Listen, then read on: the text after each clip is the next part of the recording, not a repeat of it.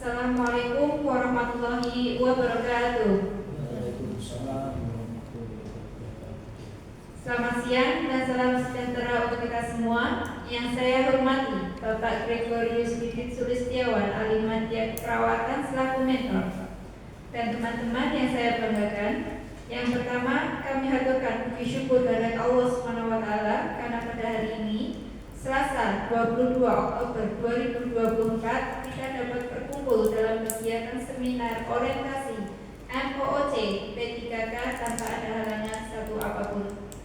Mohon izin perkenalkan, nama diri saya Dewi selaku moderator akan memandu jalannya acara seminar pada siang hari ini.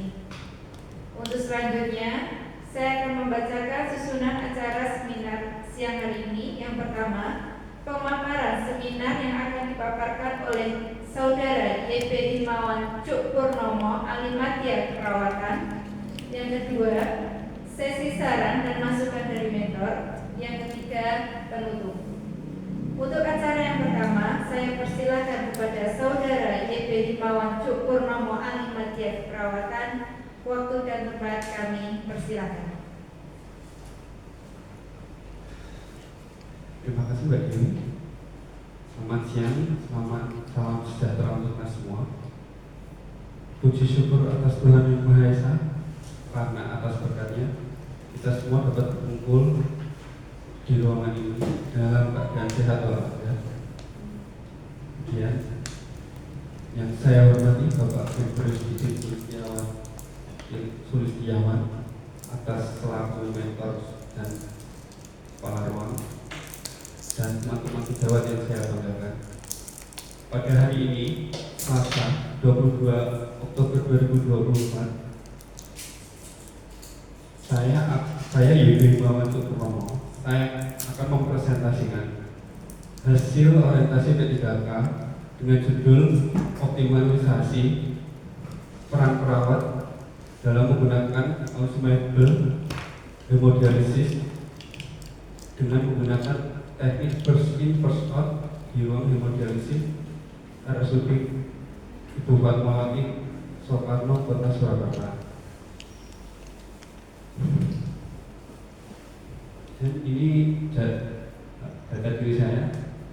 Nama saya YP Himawan Cuk Purnomo, NIPK PKI 1994 01 30 2023 2211 001. Tempat tanggal lahir saya Sragen 30 Januari 1994.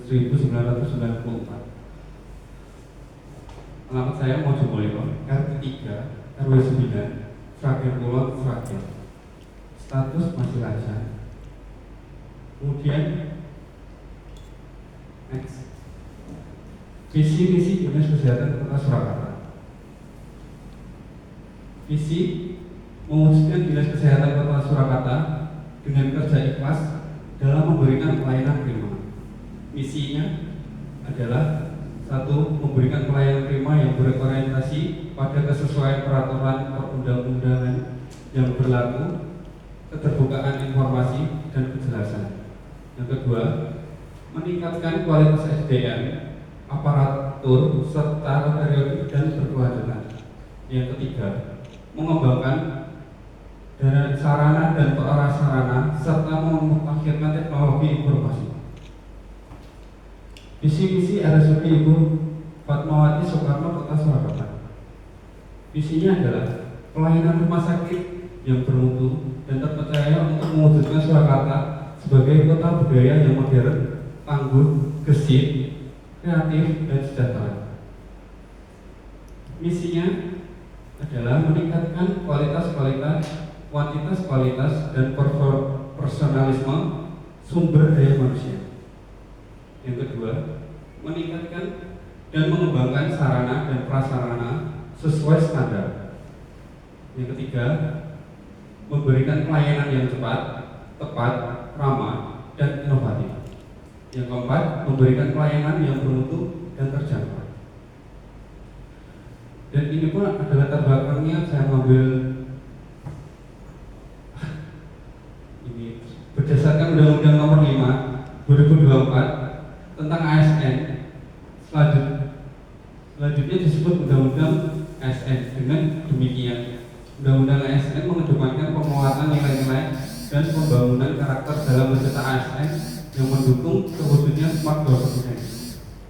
Menurut Peraturan Lembaga Administrasi Negara Republik Indonesia Nomor 12 Tahun 2018 tentang pelatihan dasar calon pegawai negeri sipil ASN P3K, wajib menjalani masa percobaan yang dilaksanakan melalui proses nasionalisme serta kompetensi bidang. Dengan mengacu pada dasar hukum keputusan Kepala Nomor 289 PDP 07 tahun 2022 tentang pedoman orientasi P3K, maka pemerintah Kota Surakarta memiliki kewajiban melakukan orientasi bagi P3K. Sehubungan dengan penyelenggara orientasi P3K, pelaksanaannya yang dilakukan di ruang instalasi hemodialisis, penulis ingin mengembangkan kinerja agar dapat tercapai visi misi RSUD Ibu Fatmawati Soekarno Kota Surakarta. Penulis yang bertugas di ruang hemodialisis mengambil judul laporan optimalisasi peran perawat dalam pemakaian konsumabel hemodialisis menggunakan teknik vivo di ruang hemodialisis RSUD Ibu Fatmawati Soekarno Kota Surakarta.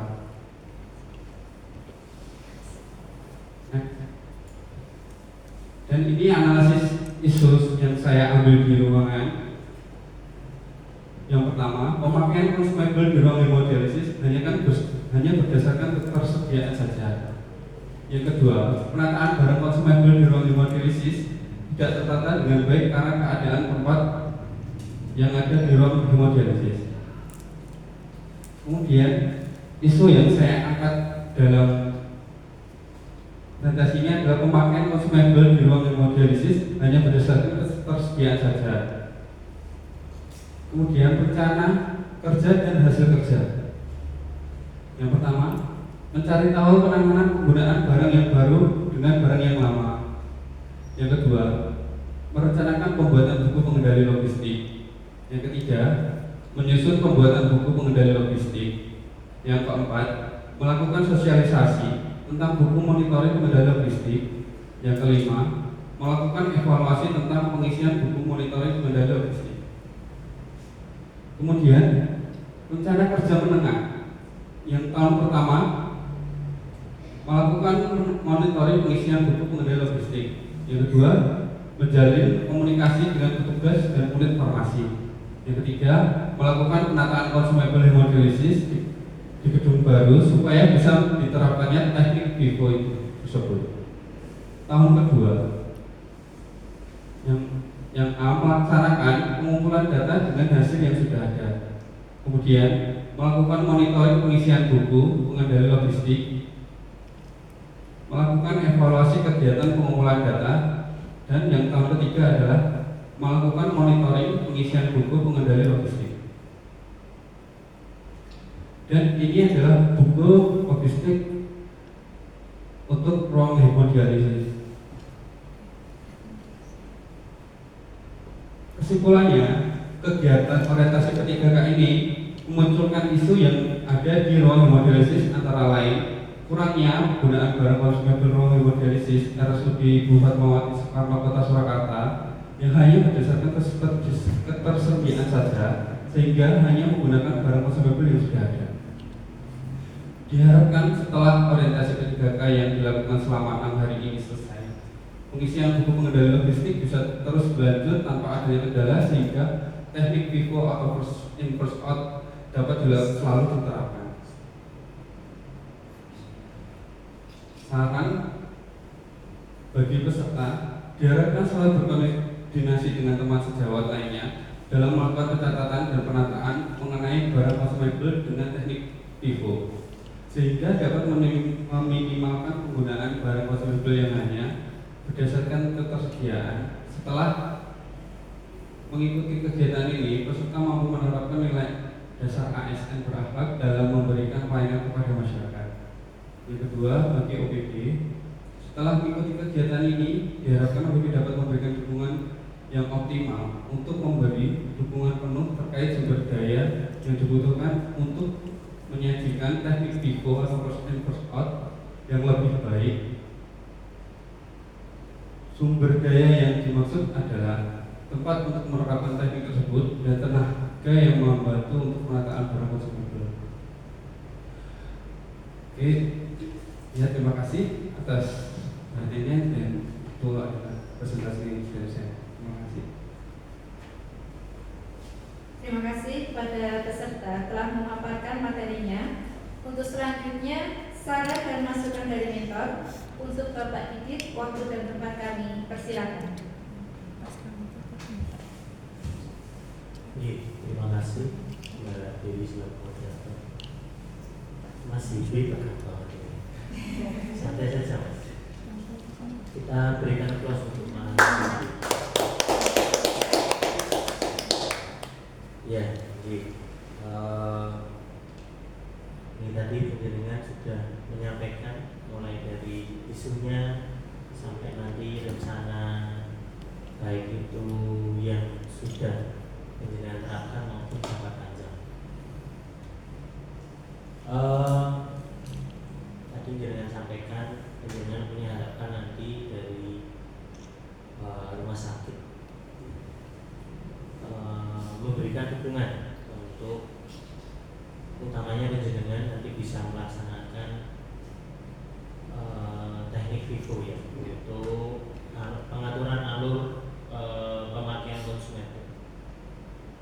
Ya, jadi seperti yang ketahui kita nanti termasuk salah satu unit yang akan ikut pindah di gedung baru, di mana di gedung baru nanti sudah disediakan tempat. Ada 2 ruangan yang nanti akan kita pakai untuk penyimpanan konsumen.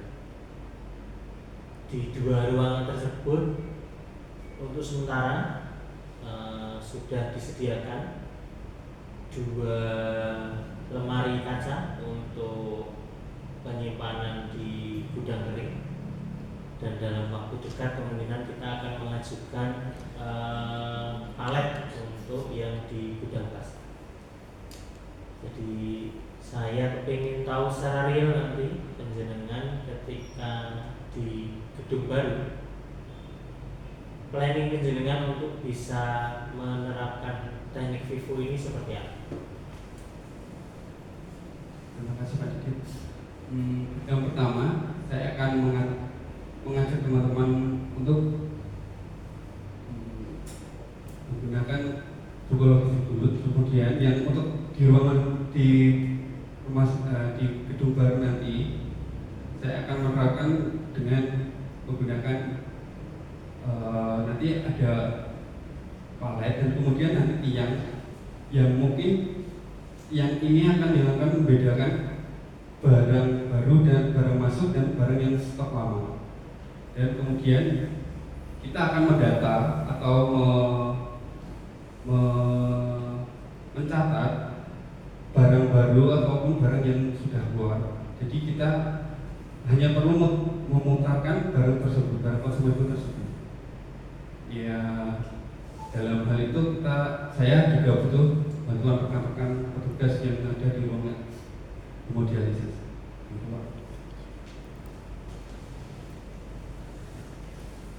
Oke, jadi saya nanti mau dibantu untuk setelah kegiatan ini nanti penjenengan menyiapkan